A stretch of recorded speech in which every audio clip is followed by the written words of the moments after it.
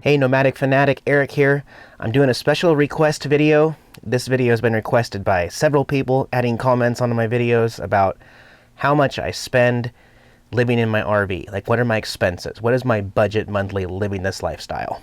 So I'm going to make this video, and then I'm going to basically put this link after every time somebody else asks me how much it costs to live this lifestyle. I want to go into some specifics about what I pay for. So if you just want to know what I actually pay, what my actual magic number is monthly, I will put a link on the bottom of this video right now telling you what time to go to in this video to see that. Otherwise, I'm going to start from scratch, and I'm kind of reading off a list here because it's the only way I can remember all this. But before I talk about what I spend in my RV, I want to have something to compare it to and to be able to subtract stuff from. So I think the best way to do that is to go back to the last time I lived in an apartment, which was over 3 years ago, and just tell you basically what I spent there. So now these costs are only going to be the reoccurring monthly costs. They're not going to include stuff like deposits and extra fees and stuff like that. So here's what I paid for. My rent was $750 a month for my studio apartment. I averaged $94 a month for my cable and Wi-Fi bundled bill. I paid $40 a month for my prepaid cell phone. Averaged $65 a month for my power bill throughout the entire year averaged. I spent $300 on food, $100 on my cat, $55 for auto insurance, and $200 on gas for a grand total of $1,604 a month living in a studio apartment. So now let's compare that to what I spend now living in my RV.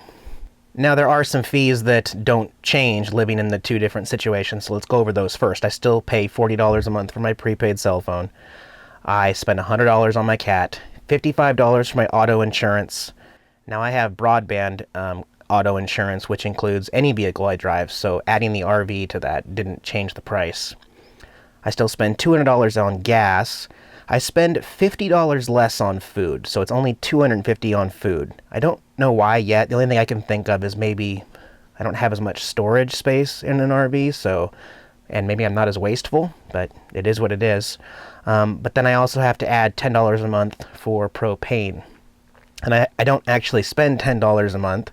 I fill up my propane tank about once every 2 months, and sometimes I get longer than 2 months out of it. But it costs me about $17 to $18 to fill up the tank, and I'm just distributing that money over between the 2 months, so $10 a month on propane. So basically that gives me this round happy figure of $655 a month. That's $655 a month for me to live comfortably this lifestyle. So let me talk about some of the reasons for why that price went down so drastically. For one, no more rent. I own my own home, so I'm not throwing my money away on rent.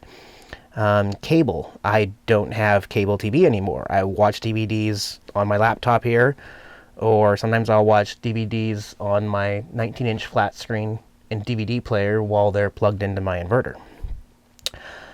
Wi-Fi. Well, I use McDonald's mostly when I'm inside there, or I park close enough to somewhere where I can get a Wi-Fi signal strong enough to be able to use it in my RV is even better too.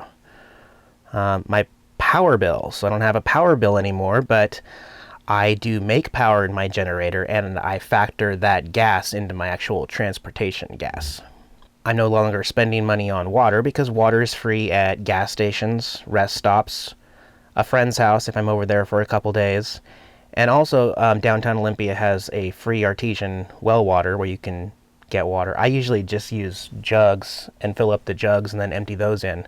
Ultimately, what I really like to do is come up with some type of water thief system where I could hook up to the pipe and then run it straight to my RV inlet and just pour it in that way. But that's a work in progress.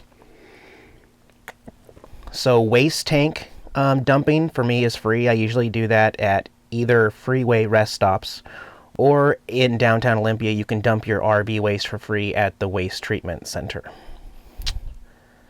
As far as power, so I don't have a power bill anymore, but I obviously have to charge my DC battery in order for these lights to work while I'm not hooked into power. But What I try to do is use park electricity, either at city, state, or county parks. I'll go to the kitchenette covered area and just plug my cord into the 120 volt. What that'll do is enable my converter and charger to trickle charge my DC batteries and get those back up to juice. But most of the time what I end up having to do is run my generator for 2 hours a day. So 2 hours out of every 24 hours I have to have my generator running, charging my battery.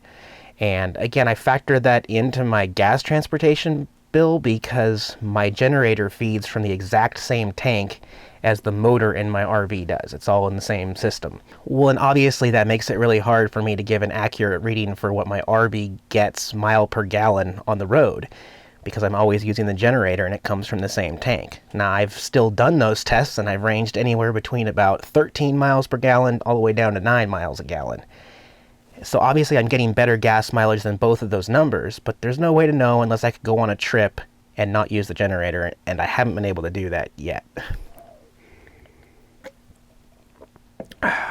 So yeah, that's my magic number of $655. I hope that was helpful to you. A lot of people wanted to know. Again, there's lots of ways where you could increase that number way up. A lot of people get internet and then have a hotspot thing so they can, control all these different devices with Wi-Fi, and they pay a monthly bill for that. Some people have to have TVs, so they have to have those big satellite dishes installed on the roof of their RV. A lot of people also like to still pay the $400 to $600 a month to stay at an RV park. Basically, it gives them this security and a place to dump your waste and have water and call it a home base, and then you can still go out on the road. But I mean, come on, that's a lot of money right there. That's my entire monthly budget right there, just in another $400 to $600 a month. A lot of people like to eat out more. That's going to cost a lot more. You might have a beer fund that's going to cost a couple $100s a month or something. Maybe you like to travel a lot more than I do. A lot of people like to go out to far distances and then come back. Well, those miles are really going to pile up. I'm just doing like these little short trips. I'm going from here to here, and then here, and then here, and I'm not going all the way across town nonstop every other day. I'm just going a little bit at a time and trying out different situations. And then the other thing is, a lot of people have a lot more people in their RV than just me and my cat. You might be a couple, you might have a whole family, or you may be a crazy cat lady that's got 8 to 10 cats instead of just one. So a lot of other ways that your monthly expenses can change. And I don't think I've ever seen anybody actually post an actual number for how much they spend in an RV. And this is realistic. This is really what I spend. And $655 makes me happy enough. I could spend a lot more than that if I wanted to, but $655 is going to make me happy enough to be able to live the lifestyle I want on the road. So thank you for watching. This is Nomadic Fanatic checking out.